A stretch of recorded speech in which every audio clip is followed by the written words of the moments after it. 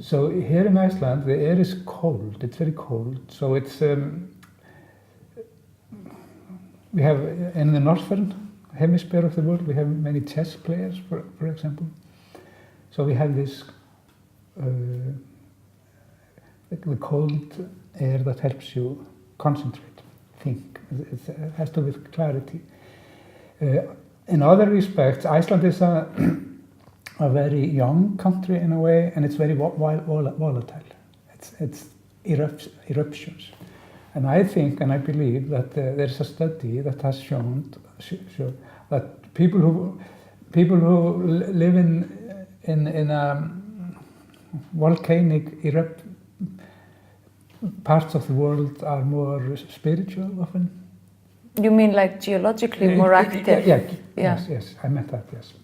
So that's conductive to that. But also, Iceland is very special in the sense that maybe for 7 months of the year, total darkness.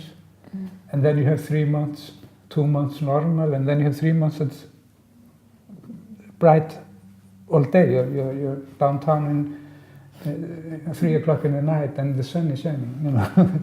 And then you have these 6 months that it is just dark. Mm. This drives you inwards. What is it in Iceland's chart that makes it kind of, or that tells you of the kind of spiritual nature of people living there? History of Iceland is of course extremely interesting. You have like, we are now 300,000. We used to be like 60,000, usually. Then like in 1783 we had an eruption and half of the population died. Then we had 30,000 living, and most of those people starved. We had these sagas, and we ate the books because we didn't have any food. So the country is huge. It's huge. The nature is magnificent.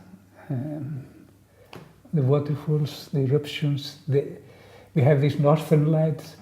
Yes. Why did I start astrology? Because when I was like 12, 13, 14, 15, I went out there and I stood there and it was darkness and the sky was like, you know, and I thought, my God, what is this? It's the universe.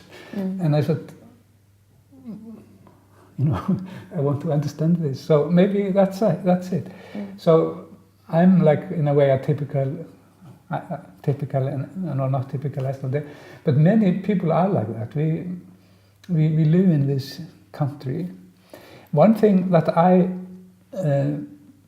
know about Iceland is we are allowed to live here. We don't own the country. Iceland is one of the few countries in the world that man has not conquered. We are allowed to be here. Nature is stronger than us. In many countries we have cultivated the land, and we have lost respect for the land because we have destroyed the land. But here I think that is it. I think that is the key.